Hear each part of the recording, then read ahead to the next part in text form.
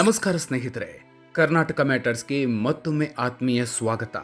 ಸ್ನೇಹಿತರೆ, ಅಮೆರಿಕಾದಲ್ಲಿ ಕೆಲಸ ಮಾಡಬೇಕು, ಡಾಲರ್ನಲ್ಲಿ ಸಂಬಳ ಎಣಿಸಬೇಕು, ಅಲ್ಲೇ ಮನೆ ಕಟ್ಟಿ ಮಕ್ಕಳನ್ನು ಓದಿಸಿಕೊಂಡು ಸೆಟಲ್ ಆಗಬೇಕು ಅನ್ನೋದು ಲಕ್ಷಾಂತರ ಭಾರತೀಯರ ಕನಸು. ಆದರೆ ಕಣ್ಣಿಗೆ ಕಾಣದ ಒಂದು ಭೂತ ಈಗ ಈ ಅಮೆರಿಕನ್ ಕನಸನ್ನು ನುಚ್ಚು ನೂರು ಮಾಡ್ತಾ ಇದೆ.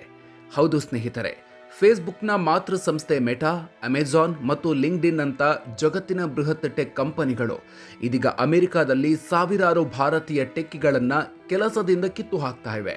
ಮುಂದಿನ 60 ದಿನಗಳಲ್ಲಿ ಬೇರೆ ಕೆಲಸ ಹುಡುಕೊಳ್ಳಿ, ಇಲ್ಲವಾದರೆ ಅಮೆರಿಕ ಬಿಟ್ಟು ನಿಮ್ಮ ದೇಶಕ್ಕೆ ವಾಪಸ್ ಹೋಗಿ ಅನ್ನೋ ಖಡಕ್ ವಾರ್ನಿಂಗ್ ಅನ್ನ ಇವರಿಗೆ ನೀಡಲಾಗಿದೆ. ಕೇವಲ ಒಂದು ಇಮೇಲ್ ಸಾವಿರಾರು ಭಾರತೀಯರ ಬದುಕನ್ನೇ ಬೀದಿಗೆ ತಂದು ನಿಲ್ಲಿಸಿದೆ. ಹಾಗಾದ್ರೆ ಏಕಾಏಕಿ ಈ ಬೃಹತ್ ಕಂಪನಿಗಳು ಉದ್ಯೋಗಿಗಳನ್ನ ಕೆಲಸದಿಂದ ತೆಗಿತಾ ಇರೋದ್ಯಾಕೆ? ಭಾರತೀಯ ಟೆಕ್ಕಿಗಳೇ ಇವರ ಟಾರ್ಗೆಟ್ ಆಗಿರೋದ್ಯಾಕೆ? H1B ವೀಸಾದ ಆ 60 ದಿನಗಳ ಕರಾಳ ರೂಲ್ಸ್ ಏನು? ಎಲ್ಲವನ್ನು ಕಳೆದುಕೊಂಡಿರುವ ಭಾರತೀಯರು ಈಗ ಅಮೆರಿಕದಲ್ಲಿ ಉಸಿರು ಬಿಗಿ ಹಿಡಿದುಕೊಂಡು ಬದುಕ್ತಾ ಇರೋದ್ಯಾಕೆ? ಬನ್ನಿ ಇವತ್ತಿನ ವಿಡಿಯೋದಲ್ಲಿ ಡೀಟೇಲ್ ಆಗಿ ನೋಡೋಣ. ವಿಡಿಯೋ ಶುರು ಮಾಡೋದಕ್ಕೂ ಮೊದಲು ನೀವಿನ್ನೂ ನಮ್ಮ ಕರ್ನಾಟಕ ಮ್ಯಾಟರ್ಸ್ ಯೂಟ್ಯೂಬ್ ಚಾನಲ್ಗೆ ಸಬ್ಸ್ಕ್ರೈಬ್ ಆಗಿಲ್ಲ ಅಂದರೆ ಈಗಲೇ ಸಬ್ಸ್ಕ್ರೈಬ್ ಆಗಿ, ಹಾಗೆ ಪಕ್ಕದಲ್ಲೇ ಇರೋ ಬೆಲ್ ಐಕಾನ್ ಪ್ರೆಸ್ ಮಾಡಿ. ಕೆಲಸ ಕಳೆದುಕೊಂಡ ಭಾರತೀಯರಿಗೆ 60 ದಿನದ ಡೆಡ್ ಲೈನ್.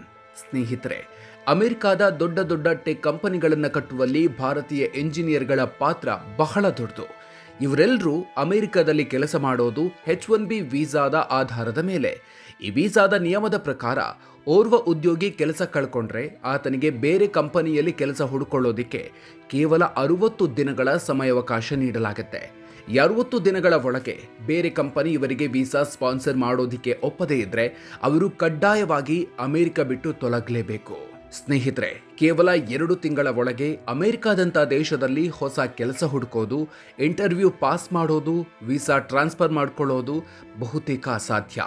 ಅದರಲ್ಲೂ ಈಗ ಟೆಕ್ ಕಂಪನಿಗಳು ಹೊಸ ನೇಮಕಾತಿಯನ್ನೇ ನಿಲ್ಲಿಸಿವೆ. ಹೀಗಾಗಿ ವರ್ಷಗಟ್ಟಲೆ ಅಮೆರಿಕದಲ್ಲಿ ದುಡಿದು ಅಲ್ಲೇ ಮನೆ ಖರೀದಿಸಿ ಮಕ್ಕಳನ್ನ ಶಾಲೆಗೆ ಸೇರಿಸಿ ನೆಮ್ಮದಿಯ ಬದುಕು ಕಟ್ಕೊಂಡಿದ್ದ ಭಾರತೀಯರಿಗೆ ಈ 60 ದಿನಗಳ ಡೆಡ್ಲೈನ್ ಒಂದು ಕರಾಳ ಶಾಸನವಾಗಿ ಪರಿಣಮಿಸಿದೆ. ಬ್ಯಾಂಕ್ ಲೋನ್ ಕಟ್ಟಲಾಗದೆ, ದೇಶಕ್ಕೂ ವಾಪಸ್ ಬರಲಾಗದೆ ಸಾವಿರಾರು ಭಾರತೀಯ ಟೆಕ್ಕಿಗಳು ಈಗ ಬೀದಿಗೆ ಬಿದ್ದಿದ್ದಾರೆ. ಕೆಲಸಕ್ಕೆ ಕುತ್ತು ತಂತ AI. ನೀವು ಯೋಚನೆ ಮಾಡ್ತಾ ಇರಬಹುದು, ಈ ಕಂಪನಿಗಳು ದಿಢೀರಂತ ಕೆಲಸದಿಂದ ಯಾಕೆ ತೆಗೀತಿವೆ ಅಂತ. ಇದಕ್ಕೆ ಮುಖ್ಯ ಕಾರಣ AI ಅಂದ್ರೆ ಆರ್ಟಿಫಿಷಿಯಲ್ ಇಂಟೆಲಿಜೆನ್ಸ್. ಹೌದು, ಫೇಸ್ಬುಕ್, ವಾಟ್ಸಪ್ ಅನ್ನು ನಡೆಸುವ ಮಾರ್ಕ್ ಜುಕರ್ಬರ್ಗ್ ಒಡೆತನದ ಮೆಟಾ ಕಂಪನಿ ಕೇವಲ ಈ ವರ್ಷ ತನ್ನ AI ಪ್ರಾಜೆಕ್ಟ್ಗಳಿಗಾಗಿ ಬರೋಬ್ಬರಿ $100 ಬಿಲಿಯನ್ ಅಂದ್ರೆ ಸುಮಾರು 8.3 ಲಕ್ಷ ಕೋಟಿ ರೂಪಾಯಿ ಹೂಡಿಕೆ ಮಾಡ್ತಾ ಇದೆ. ತನ್ನ ಕಂಪನಿಯನ್ನೇ AI ಫೋಕಸ್ಡ್ ಆಗಿ ಬದಲಾಯಿಸಲು ಹೊರಟಿರುವ ಮೆಟಾ ಹಳೆಯ ಟೀಮ್ಗಳನ್ನ ವಜಾಗೊಳಿಸ್ತಾ ಇದೆ. ಇದೇ ಕಾರಣಕ್ಕೆ ಮೆಟಾ ಒಂದೇ ಕಂಪನಿಯಿಂದ ಸುಮಾರು 8,000 ಉದ್ಯೋಗಿಗಳನ್ನ ಕಿತ್ತು ಬಿಸಾಕಲಾಗಿದೆ. ಇದೇ ರೀತಿ ಅಮೆಜಾನ್ ಮತ್ತು ಒರಾಕಲ್ ಕಂಪನಿಗಳಲ್ಲೂ ಸಾವಿರಾರು ಜನ ಕೆಲಸ ಕಳ್ಕೊಂಡಿದ್ದಾರೆ. ಈ ವರ್ಷವೊಂದರಲ್ಲೇ ವಿಶ್ವಾದ್ಯಂತ ಸುಮಾರು 1,10,000ಕ್ಕೂ ಹೆಚ್ಚು ಟೆಕ್ ಉದ್ಯೋಗಿಗಳು ಕೆಲಸ ಕಳ್ಕೊಂಡಿದ್ದಾರೆ. ಇದರಲ್ಲಿ ಅತಿ ಹೆಚ್ಚು ಪೆಟ್ಟು ತಿಂದಿರೋದು H1B ವೀಸಾದ ಮೇಲೆ ಅಮೆರಿಕಕ್ಕೆ ಹೋಗಿದ್ದ ಭಾರತೀಯರು. ಅಮೆರಿಕ ಬಿಡಲು ಇಷ್ಟವಿಲ್ಲ. ಭಾರತೀಯರ ಮುಂದಿರುವ ದಾರಿ ಏನು? ಕೆಲಸ ಕಳ್ಕೊಂಡ ಭಾರತೀಯರಿಗೆ ಅಮೆರಿಕ ಬಿಟ್ಬರೋದಕ್ಕೆ ಇಷ್ಟ ಇಲ್ಲ. ಯಾಕಂದ್ರೆ ಅವರು ದಶಕಗಳಿಂದ ಗ್ರೀನ್ ಕಾರ್ಡ್ಗಾಗಿ ಕಾಯ್ತಾ ಇದ್ದಾರೆ. ಹೀಗಾಗಿ ಹೇಗಾದ್ರೂ ಮಾಡಿ ಅಮೆರಿಕದಲ್ಲೇ ಉಳ್ಕೊಳ್ಳೋದಕ್ಕೆ ಇವರು ಅಡ್ಡದಾರಿಗಳನ್ನು ಹುಡುಕ್ತಾ ಇದ್ದಾರೆ. ಅದರಲ್ಲಿ ಪ್ರಮುಖವಾದದ್ದು H1B ವೀಸಾದಿಂದ B1 ಅಥವಾ B2 ಅಂದ್ರೆ ವಿಸಿಟರ್ ಅಥವಾ ಟೂರಿಸ್ಟ್ ವೀಸಾಗೆ ಬದಲಾಗೋದು.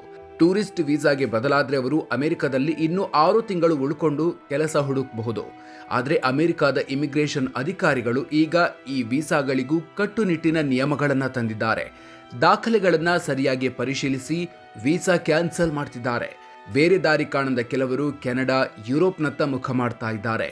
ಇನ್ನೂ ಕೆಲವರು ಬೇಸತ್ತು ಭಾರತಕ್ಕೆ ವಾಪಸ್ ಬರೋ ನಿರ್ಧಾರ ಮಾಡಿದ್ದಾರೆ.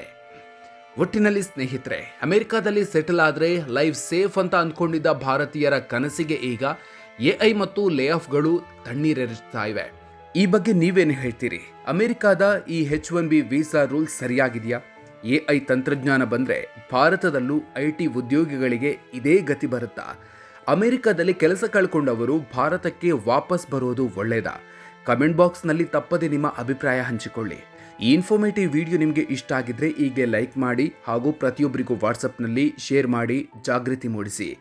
ದೇಶ ವಿದೇಶದ ಹಾಗೂ ಟೆಕ್ ಜಗತ್ತಿನ ಇಂಥ ಮಹತ್ವದ ಅಪ್ಡೇಟ್ಸ್ಗಳಿಗಾಗಿ ಮರೆಯದೆ ನಮ್ಮ ಕರ್ನಾಟಕ ಮ್ಯಾಟರ್ಸ್ ಯೂಟ್ಯೂಬ್ ಚಾನಲ್ಗೆ ಸಬ್ಸ್ಕ್ರೈಬ್ ಆಗಿ.